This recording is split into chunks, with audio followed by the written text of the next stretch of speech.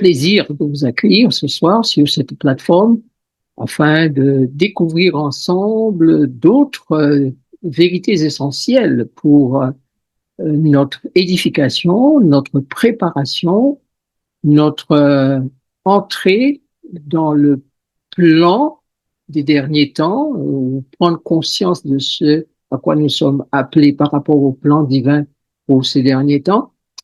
Et puis, nous sommes aussi heureux de savoir que vous revoyez les vidéos, beaucoup les regardent et nous sommes contents que certains expriment leur satisfaction d'avoir entendu ces choses en mettant des j'aime. Voilà. Nous allons nous retrouver samedi prochain, le 20 juin, voilà, à 15 heures, pour poursuivre l'étude du thème ou le lien entre deux thèmes, c'est-à-dire celui que nous allons voir ce soir, qui devra se poursuivre pour ensuite basculer dans le thème concernant Jacob. Nous sommes ensemble dans ce club des étudiants de la prophétie pour comprendre l'histoire, car la prophétie, c'est l'histoire dite à l'avance.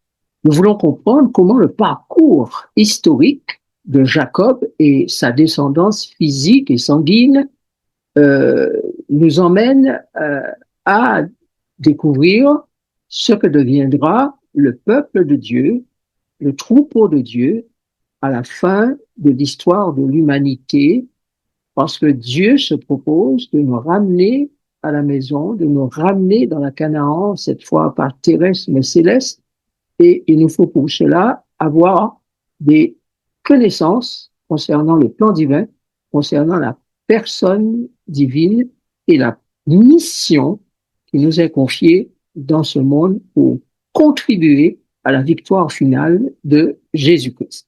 Nous voulons ce soir aborder un thème particulier, la chair, le sexe et le royaume de Dieu dans le cadre des choix divins pour le rassemblement du troupeau ou du peuple de Dieu à la fin des temps. Après les paroles de Paul que nous avons souvent répétées, 1 Corinthiens chapitre 10 verset 11, nous allons voir ce que fit Jésus pour nous en convaincre définitivement si c'était le cas. Je vous invite donc à lire Luc chapitre 24. Alors, Luc 24, verset 27. Et commençant par Moïse et par tous les prophètes, il leur expliqua dans toutes les Écritures ce qui le concernait. Verset 45, alors, il leur ouvrit l'esprit afin qu'ils comprissent les Écritures. L'éducation a un art, c'est celui de la répétition. Ceux qui l'ont déjà entendu, ou ceux qui nous rejoignent pour la première fois éventuellement, vous êtes les bienvenus. Nous allons donc redire que la clé des Écritures, ce ne sont pas les clés théologiques, les clés dogmatiques et les autres clés d'interprétation qui nous sont données par l'intelligence humaine. Elles ont leur rôle, elles ont leur utilité, mais la clé principale, la clé d'or, Jésus l'a donnée. Dans le texte, il est dit que Jésus ouvrit l'esprit afin qu'il comprisse les Écritures. Mais avant, il dit pour qu'il comprenne tout ce qui le concerne. Donc, la Bible, c'est un livre qui nous a été donné par Dieu à travers les siècles, les âges, pour que nous puissions comprendre ce qui se passe, ce qui s'est passé dans le plan rédempteur, ce qui va se passer et qui figure dans ce même plan. Donc, tout nous est dévoilé dans l'Écriture, mais sous un langage qui est incompréhensible si on n'a pas la clé qui s'appelle le Christ, Jésus-Christ. Donc, depuis la Genèse jusqu'à l'Apocalypse, le thème biblique, les thèmes bibliques, la compréhension de l'Écriture tourne autour de la question suivante: qu'est-ce que ce texte a à me dire concernant Jésus? Est-ce que Moïse représente Jésus? Si oui, nous pouvons comprendre qu'il ne s'agit pas de Moïse, mais de la personne de Jésus, et que ce qui est dit de Moïse l'est dit pour que nous comprenions encore plus qui est Jésus. Si Jacob, si Abraham, si les autres personnages bibliques et les autres scénarios avec des groupes et le peuple Israël lui-même, eh bien, sont présentés dans la Bible, c'est pour que nous puissions mieux comprendre Dieu, son Fils, le Saint-Esprit, l'Église, le peuple de Dieu. Puisque tout ce qui a été écrit par le passé l'a été écrit pour nous instruire et nous servir d'exemple pour nous qui sommes arrivés à la fin des temps. Alors, comment Jésus va-t-il faire pour que le peuple de Dieu, à lui confié, esclave de la nature du péché ou de péché, face aux loups ravisseurs, les démons, avec leur chef Satan, comment Jésus va-t-il faire pour que le peuple revienne après cette longue aventure ou mésaventure sur la terre? Comment il va faire pour nous ramener sains et saufs à la maison du Père pour appartenir définitivement et éternellement au monde divin? À ce stade, puisque nous avons compris que Jacob et les autres personnages bibliques, les individus, les patriarches, les prophètes, les rois, les sacrificateurs, Israël lui-même, tous ces gens dans les histoires de l'Ancien Testament qui ont posé des actes, nous comprenons aussi qu'ils ont fait tout cela, ou tout cela leur est arrivé pour que leurs paroles, leurs actes, leurs attitudes symbolise ou encore prophétise des personnages qui se trouvent dans le monde spirituel, le monde invisible, et qui doivent agir puissamment dans le grand conflit pour qu'il y ait la destruction du mal, l'établissement du bien, la destruction des ténèbres, l'établissement de la lumière, la destruction du mal et l'établissement du bien. Ces personnages prophétisent ce que Dieu va mettre en œuvre, symbolisent ce que Dieu va mettre en œuvre pour qu'il ait finalement sur cette planète Terre des fils de Dieu dirigés, conduits, bénis par le bon berger, Jésus-Christ lui-même. Comment le troupeau de Dieu, le peuple de Dieu, le peuple du grand roi, le roi des rois et le seigneur des seigneurs, le Dieu du ciel, eh bien, comment son peuple va vivre ces derniers moments de façon glorieuse et triomphante. Mais nous devons nous rendre compte, chers amis, et ce soir, il va falloir ne pas vous laisser emporter par le sommeil, ni par la lassitude, parce que ce sera un petit peu plus long, mais extrêmement important pour comprendre une vérité fondamentale. Il y a un élément, une arme qu'utilise l'ennemi. Et cette arme est la 3 ogives. C'est une arme de destruction massive. Elle est utilisée par le diable, mais la grande majorité des croyants chrétiens ignorent la création, la mise en place de cette arme satanique et massive. On n'en discute pas. On n'a pas beaucoup de compréhension la concernant, malgré le fait qu'elle ait été mise en évidence dans la parole de Dieu. Parce que les choses sont dites de telle façon que notre esprit va là où il ne devrait pas aller. Maintenant, comprenez ceci. Si le péché installe la guerre, la grande controverse, le conflit des âges entre le bien et le mal, Dieu et le diable, les deux, Dieu et le diable, connaissent l'existence de cette arme et Dieu veut nous en donner la connaissance pour que nous assurions notre défense, ou plutôt que notre défense soit assurée. Quand vous lisez par exemple Luc 17, versets 26, 27 et 30, la lecture de ce texte ne fait pas souvent fonctionner, marcher, comme on dit, notre imagination pour imaginer ce que Jésus est en train de nous dire là. Derrière ces paroles, il y a toute une révélation que Jésus veut nous faire. Je vous invite à regarder le texte dans Luc chapitre 17, versets 26, 27 et 30. Regardez ce texte. Ce qui arriva du temps de Noé arrivera de même au jour du Fils de l'homme. Ce qui arriva du temps de Lot arrivera pareillement. Les hommes mangeaient, buvaient, achetaient, vendaient, plantaient, bâtissaient. Il en sera de même le jour où le Fils de l'homme paraîtra. Ou souvent, nous lisons le texte, nous allons dire, oh oui, Jésus nous a dit, les hommes vont manger, boire, acheter, vendre. OK, bon, ça se fait déjà, hein. Voilà. Mais il y a une chose que Jésus dit là qui est capitale. Il dit, ce qui est arrivé du temps de Noé arrivera de même au jour du Fils de l'homme. Ça veut dire que l'esprit qui a régné du temps de Noé reviendra à la fin des temps. Les activités qui ont capitalisé le, le, les énergies des cerveaux humains, ces mêmes énergies reviendront à la fin des temps.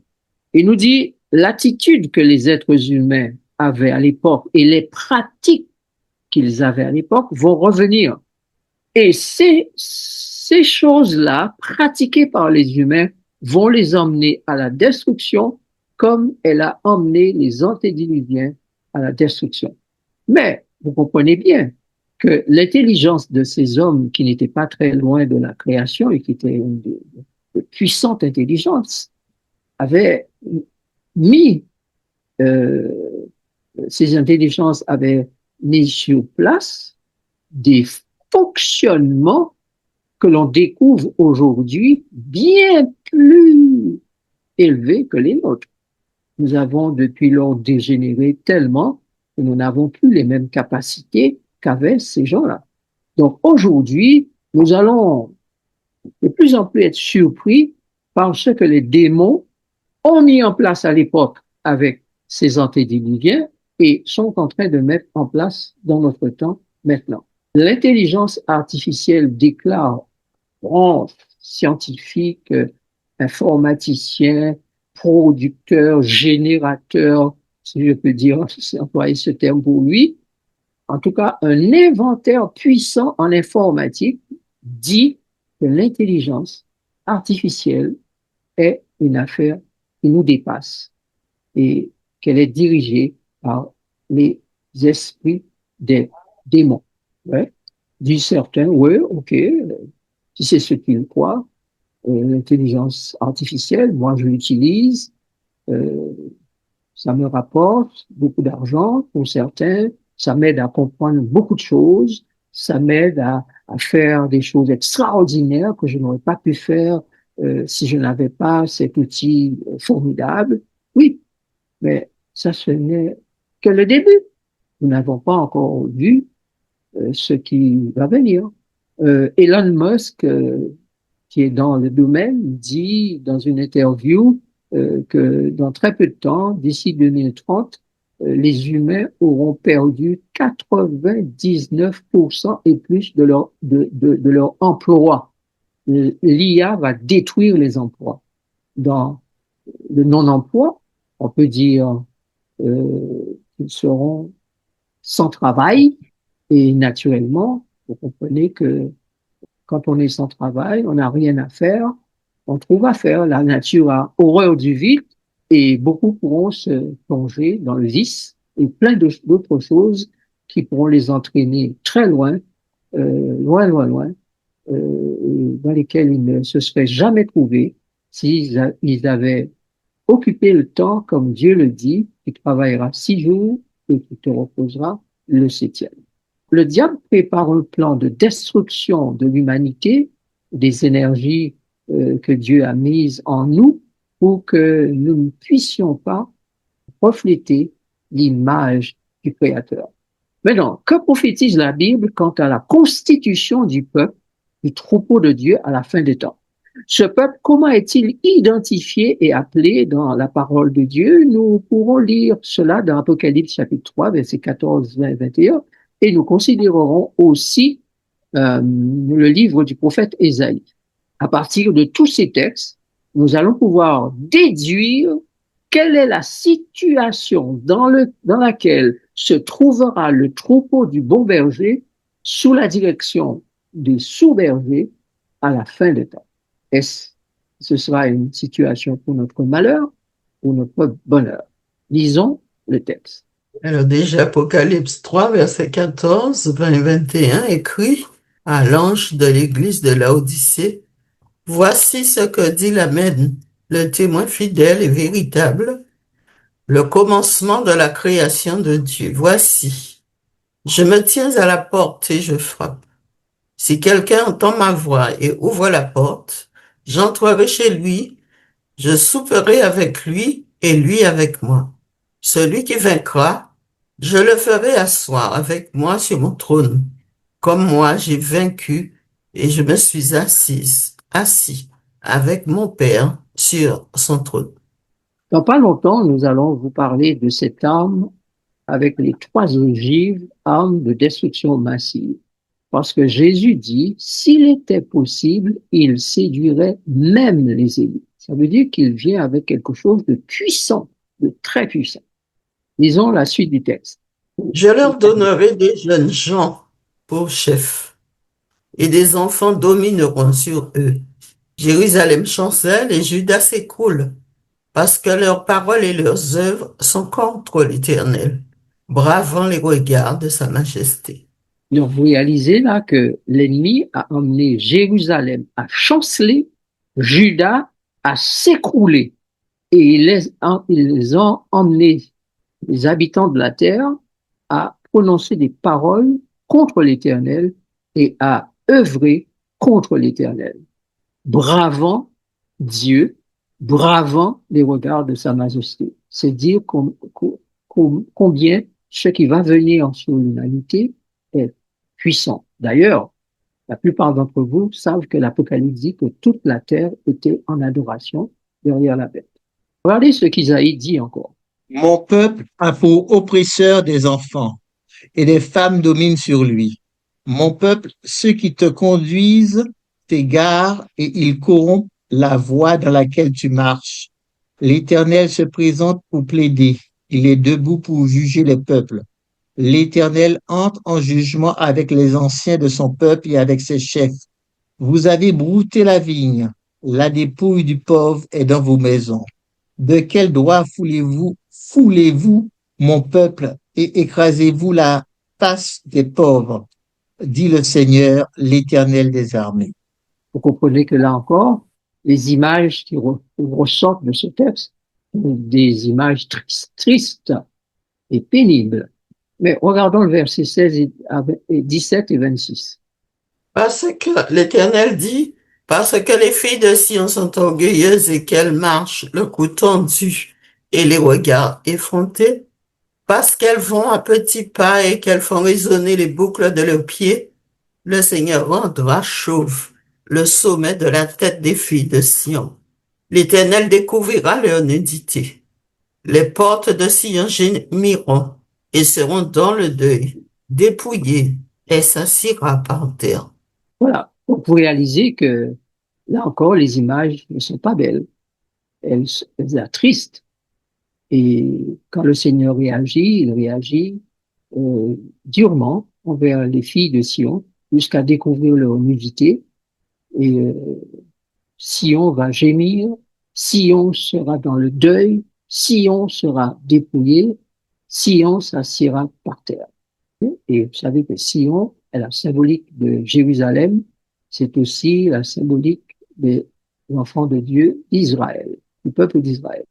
Alors, en conclusion, ou cette partie-là, ou en résumé de tout ce que nous avons lu, bibliquement parlant, nous comprenons qu'il y a une église ou un christianisme au dernier temps tiède à vomir. Mais certains, naturellement, s'ils suivent le conseil du divin maître, au verset 20 et 21 en particulier d'Apocalypse chapitre 3, vont sortir de leur tiédeur et ouvrir la porte à Jésus et il va entrer et souper avec eux. Mais ils seront peu nombreux. Deuxièmement, nous comprenons qu'il y a un enrichissement des dirigeants religieux qui vivent sur le dos des pauvres membres d'Église dans l'opulence et la corruption.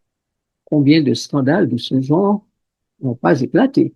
Troisièmement, nous reconnaissons à la lecture de ces textes que les jeunes rois, les femmes et mères de ces jeunes rois, et ce sont des histoires que la Bible nous rapporte, lorsque l'enfant était roi à 12 ans ou 8 ans, ben, c'était la mère qui prenait en main le royaume. Donc, Dieu dit, à la fin, il va y avoir encore une répétition de ces jeunes qui vont prendre la tête et les femmes, les mères en particulier, vont prendre la direction des nations.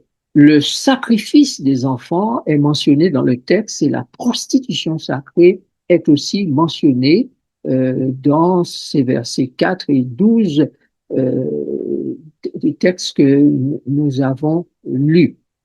L'Église parlera et œuvrera contre l'Éternel, étant en adoration derrière la bête.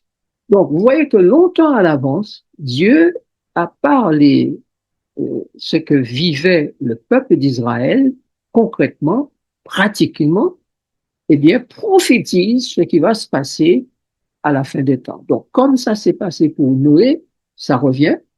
Pour Abraham, pour Isaac, pour Jacob, voilà, ça va revenir. Et puis, comme ça s'est passé pour le peuple de Dieu, ça va encore revenir. Donc, prostitution sacrée dans le sous-sol des églises, ce qui est maintenant connu, dans les couvents, avec de nombreux avortements, des sacrifices de fœtus, des jeunes bébés qui sont consommés, voilà, des enfants qui sont violés, dont on mange les organes, le corps. Ben, toutes ces choses macabres, eh bien, se déroulaient dans le temple de Dieu à l'époque et vont revenir encore dans les endroits où on prétend adorer Dieu. Et cela va entraîner une réaction divine comme cela l'a entraîné dans le passé. Dieu va intervenir contre ces prostituées du sacré, contre ces personnes qui croient offrir un culte à Dieu alors qu'ils sont en train d'offrir un culte aux démons. L'Église est alors pleine de gens qui viennent mettre en avant leur beauté physique, leur beauté esthétique, avec des finalités sexuelles, au lieu de mettre en avant la beauté intérieure pour des finalités spirituelles et divines. Des femmes, des hommes, des victimes des démons s'habillent de façon attirante, aguichante, sexuelle, exposent de plus en plus leur corps, leur atout sexuel, leur beauté féminine ou masculine et produisent ainsi une œuvre de séduction euh, pour les emmener à la destruction. Ce soir, donc, nous allons parler du sexe dans le royaume de Dieu. Nous allons parler de la relation entre la chair, le sexe et le royaume parce que Dieu doit former un peuple finalement pour son royaume. Comment va-t-il pouvoir le faire alors que le diable a corrompu la terre et les habitants de la terre au point de les emmener tous à être en adoration derrière la bête?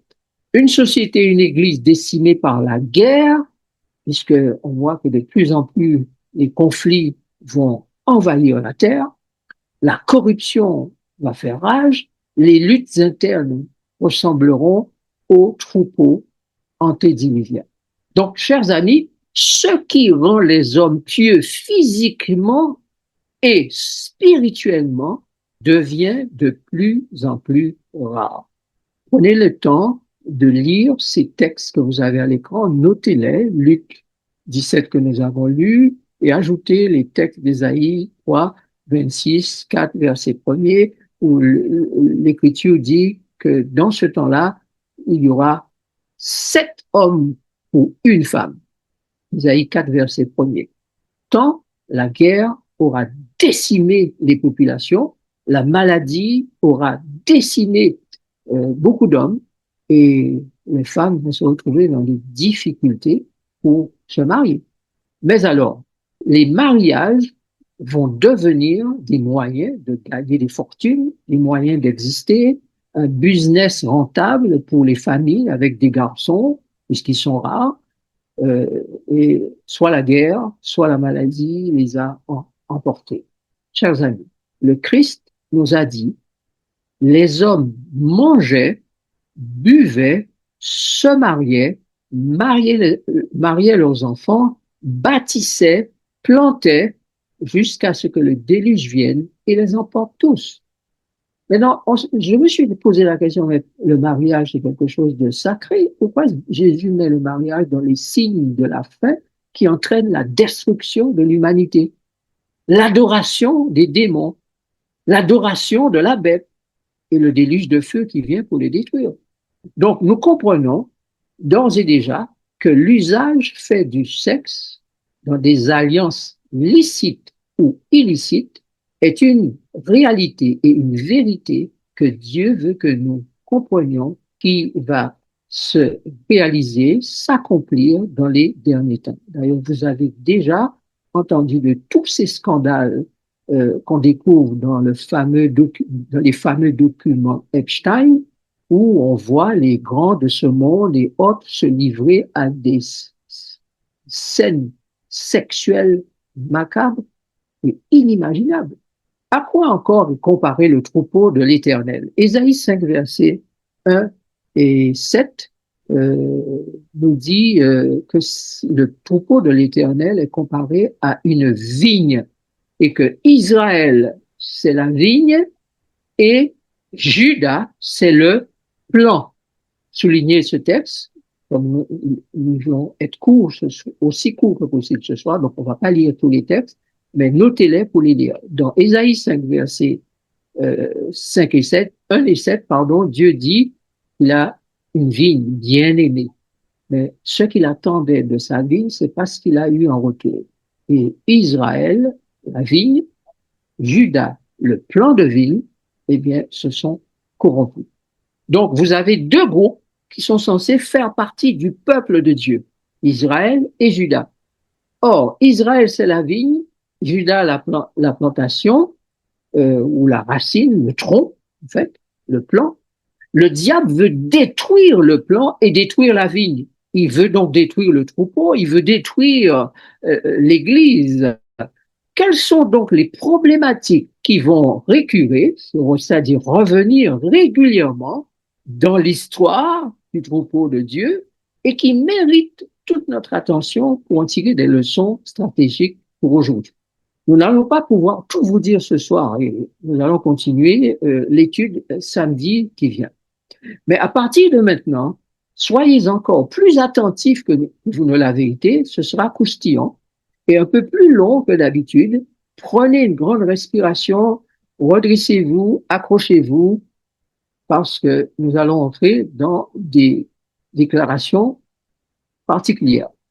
La question que je pose, c'est, puisque le diable veut détruire le plan, la vigne, le troupeau de Dieu, comment va-t-il s'y prendre? Quelles sont les problématiques qu'on voit se répéter dans l'Ancien Testament et qu'on ne considère pas comme des armes de destruction massive que le diable veut et peut et va utiliser dans l'histoire, dans ces dernières heures, jours, mois, années, pour pouvoir faire en sorte que le plan de Dieu échoue.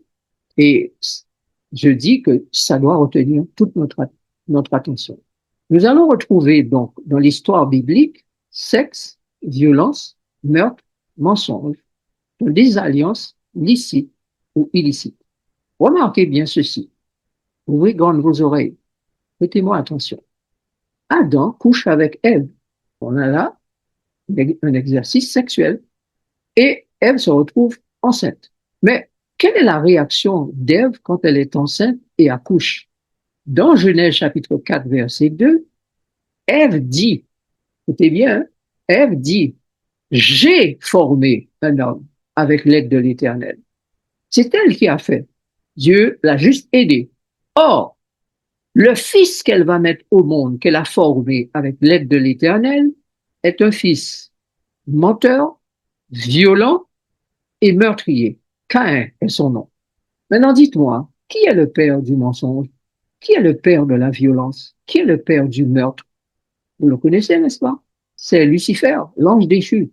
Ézéchiel dit de lui qu'il est violent. Jésus dit de lui, dans Jean chapitre 8, verset 44, qu'il est meurtrier et menteur. Il ne peut faire que ça, c'est sa nature. De qui donc Caïn est-il le fils? Posons-nous la question.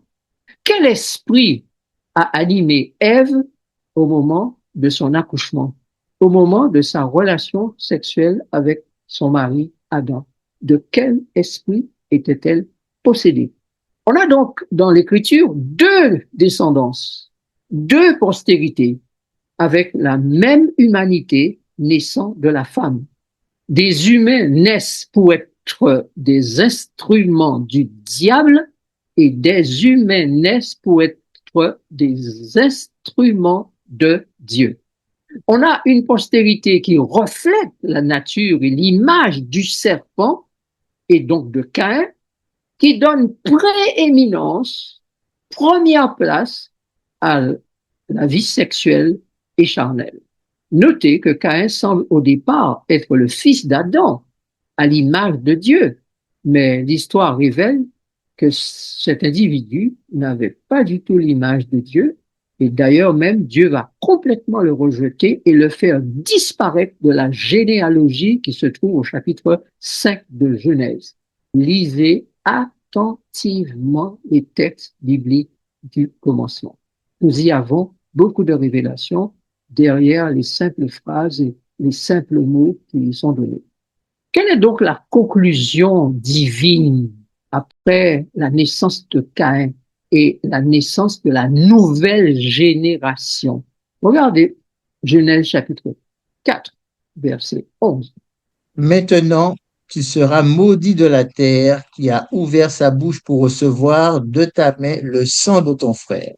Donc, après le meurtre de Caïn, après la violence exercée envers son frère, Dieu dit, tu seras maudit de la terre qui a ouvert sa bouche pour recevoir de ta main le sang de ton frère. Donc, avec le premier récit, Ève et Adam héritent d'un fils maudit, Abel étant décédé.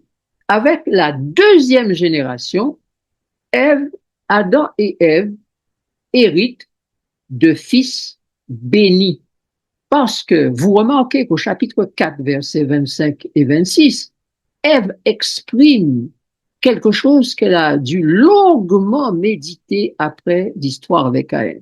Et quand Dieu lui permet d'avoir un fils qui va remplacer Abel, au nom de Seth, elle dit, l'Éternel m'a donné. Cette fois, ce n'est plus j'ai formé un homme avec l'aide de l'Éternel, mais l'Éternel m'a donné. Et le texte dit qu'avec la naissance d'Énoch, on commence à nouveau à invoquer le nom de l'Éternel.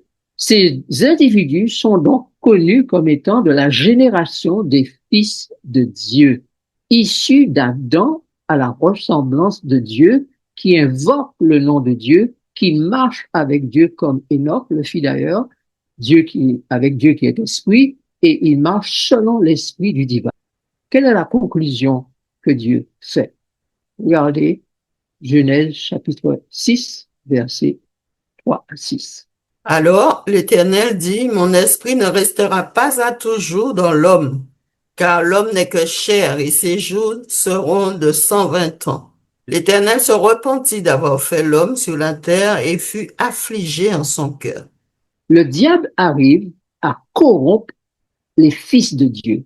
Au début, louange à l'Éternel, ils étaient avec Seth, avec Énoch, avec Adam et Ève, qui avaient compris leur bêtises, leur erreur, leur péché, et qui probablement et certainement s'en étaient repentis, puisque Dieu les remet à son image, symboliquement parlant, c'est-à-dire que le texte de Genèse chapitre 5 donne la nouvelle génération des fils d'Adam, et le texte précise bien, voici le livre de la postérité d'Adam, lorsque Dieu créa l'homme, et le fit à la ressemblance de Dieu. Il créa l'homme et la femme.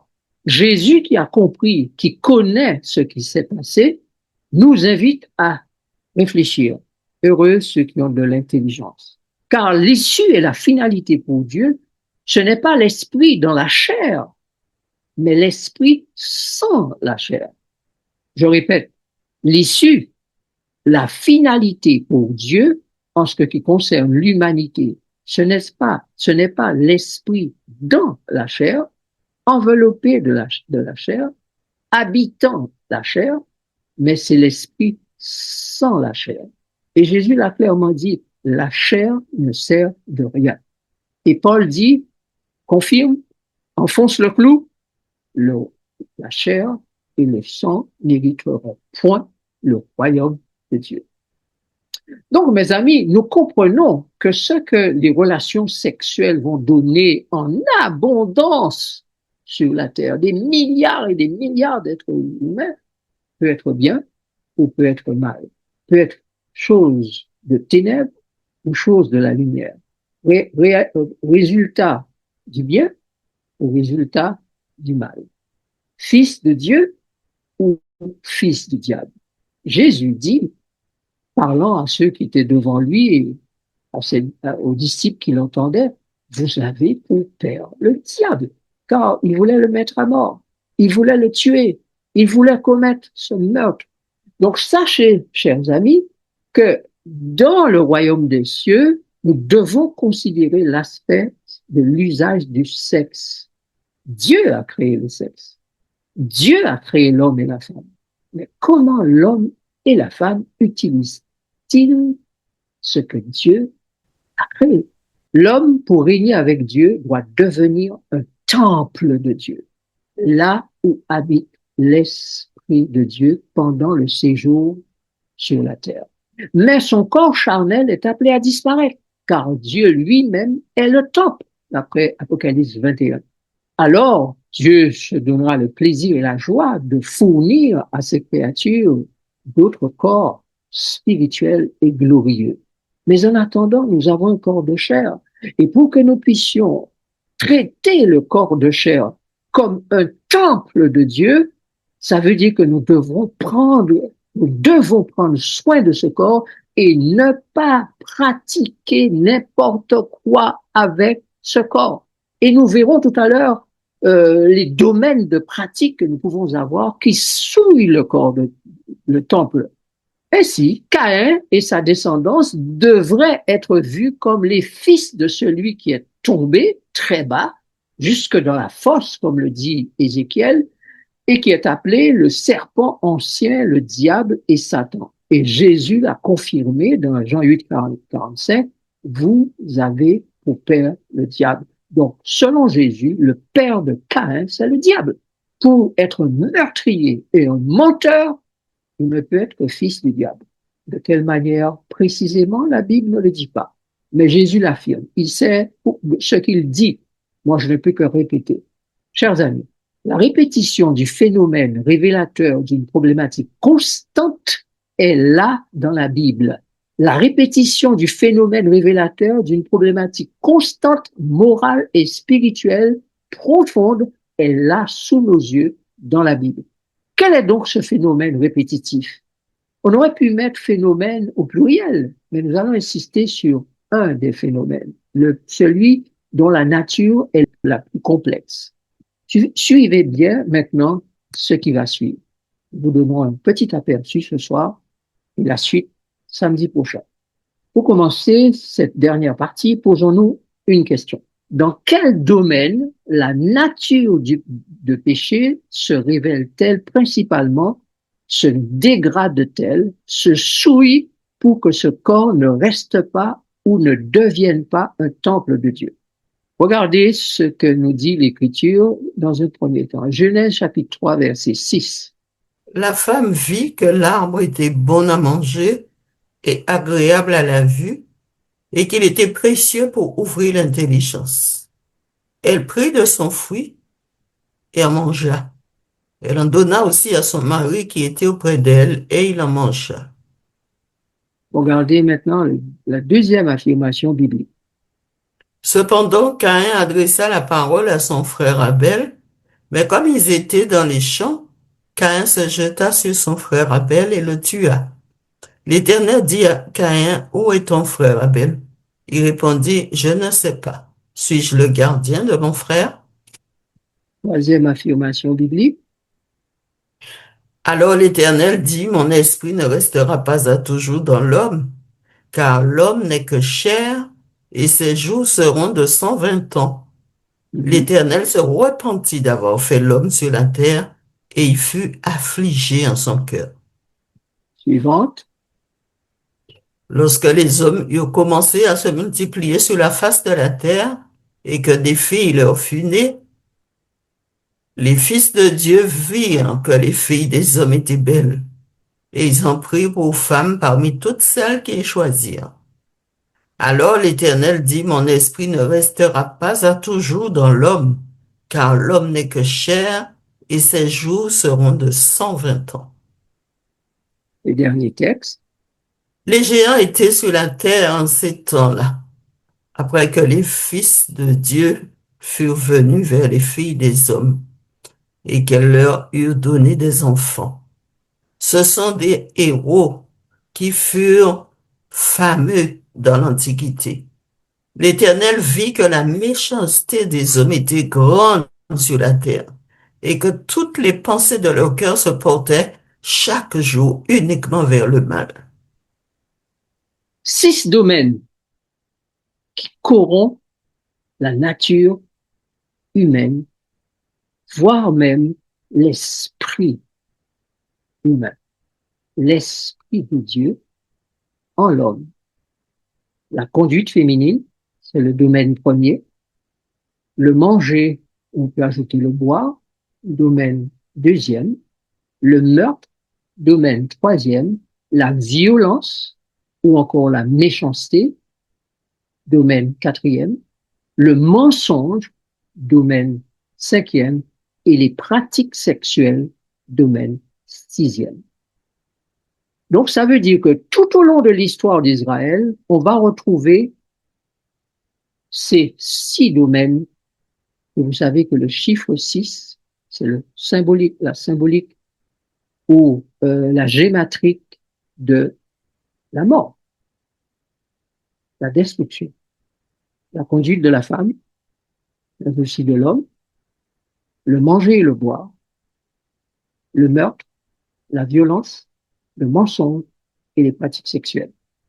Vous comprenez pourquoi l'apôtre Paul commence par dire, soit donc que vous mangiez, soit donc que vous buviez, que vous fassiez quelque autre chose, assurez-vous de tout faire pour la gloire de Dieu.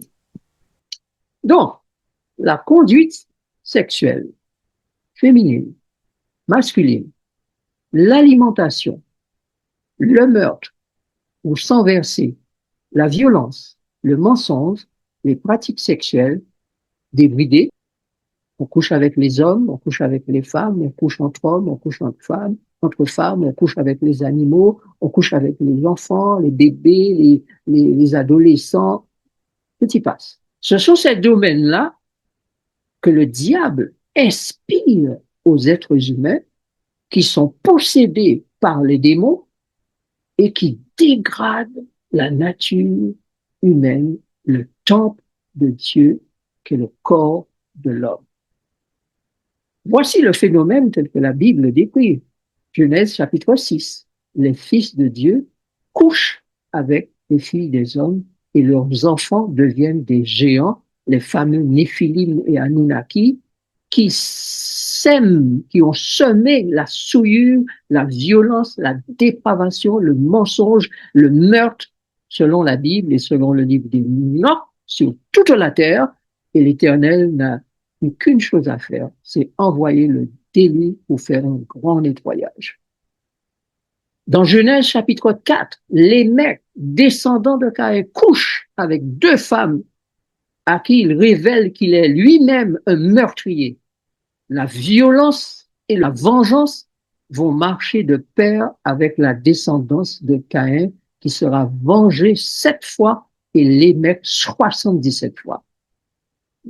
Genèse chapitre 16. Abraham couche avec Agar et donne naissance à Ismaël, dont la descendance sera violente envers celle d'Isaac et de Jacob, devenu Israël, et cela jusqu'à aujourd'hui.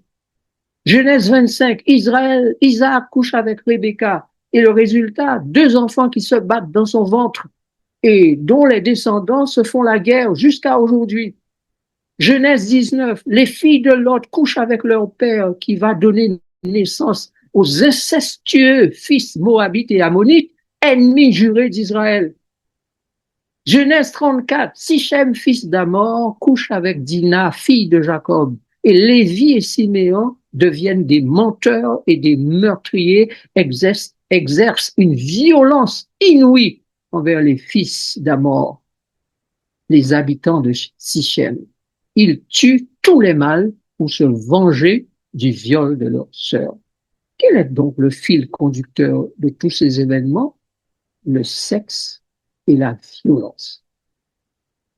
Dès lors que le sexe est utilisé en dehors des directives divines et est associé à la séduction et à la sensualité féminine et masculine à travers les alliances ou encore mariage contre nature, il en résulte une propagation de conséquences dramatiques et mortelles pour la race humaine.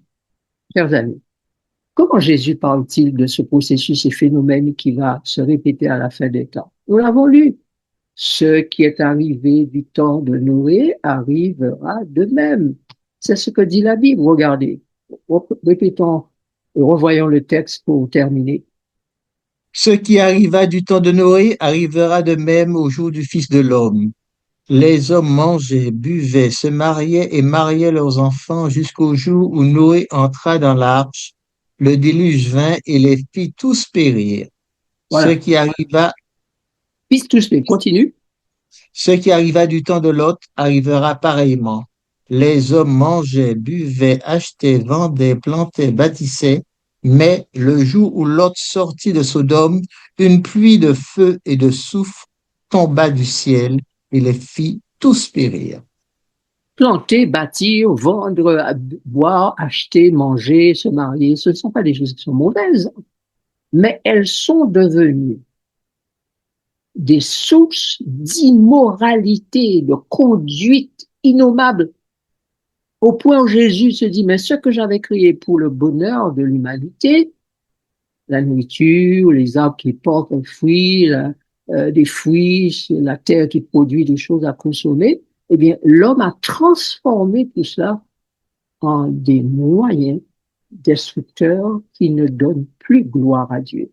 Donc, toi qui lis, toi qui entends, toi qui étudies ces choses, fais attention à comment tu manges, fais attention à comment tu bâtis, fais attention à comment tu te maries, fais attention à ce que tu plantes et comment tu plantes, fais attention, car les choses qui peuvent paraître les plus normales peuvent devenir facilement des idoles et détrôner Dieu du cœur.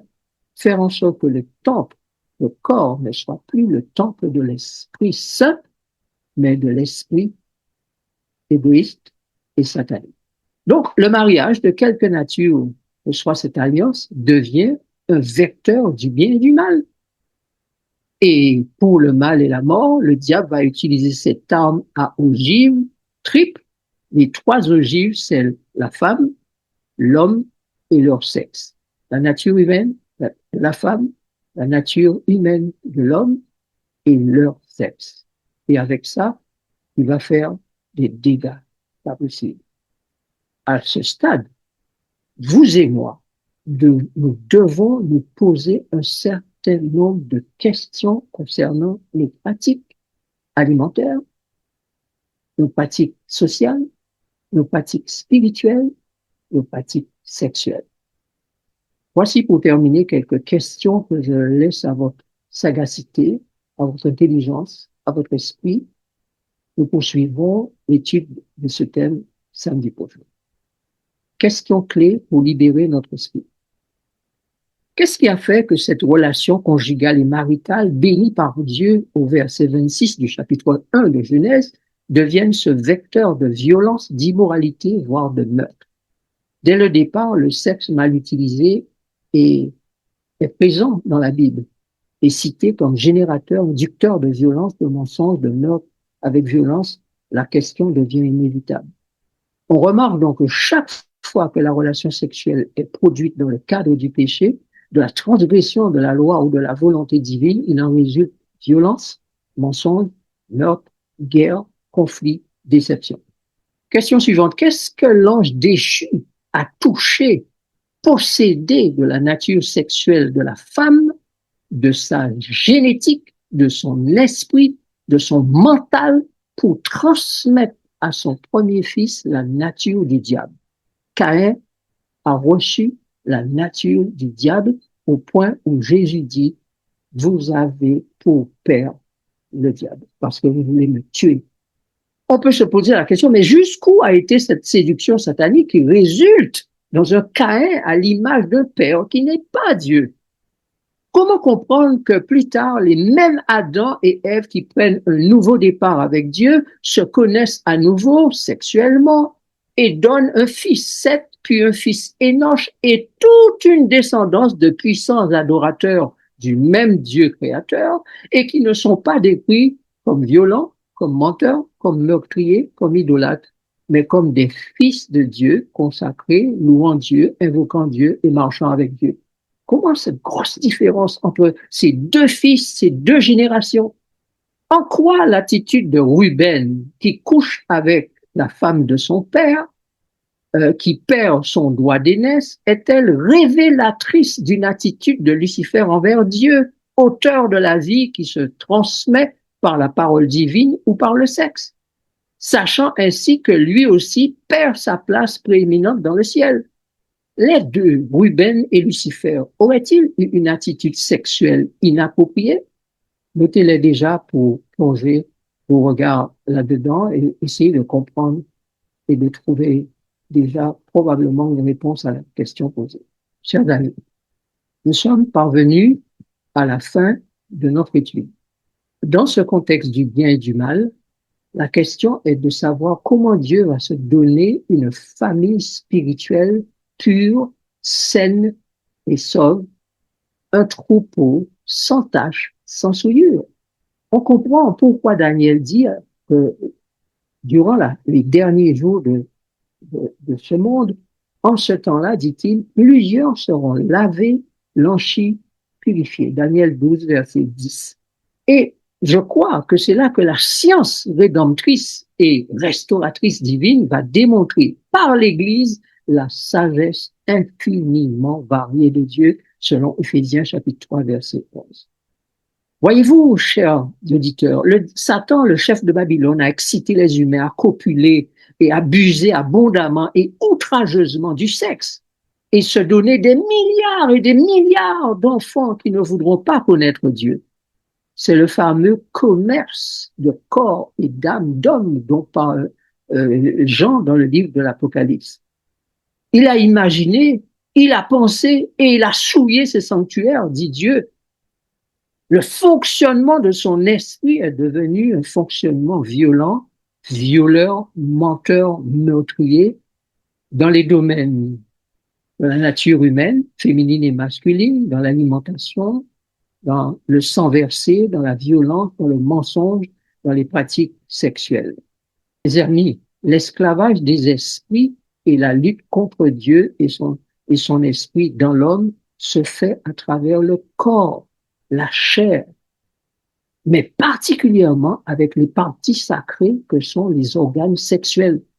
Les saints des derniers jours devront se libérer du pouvoir de la chair et refuser des pratiques sexuelles macabres, innommables, non éthiques, non pures, non saines, sous peine de recevoir la marque de la bête. Voyez-vous pourquoi la femme est assise sur la bête? Et que Ésaïe dit que les femmes vont dominer sur le peuple de Dieu. Voyez-vous pourquoi sur la bête est assise non pas une femme qui a de belles pratiques sexuelles, mais une femme qui se prostitue. Qui veut réfléchir à tout ça et comprendre les vérités bibliques pour notre temps?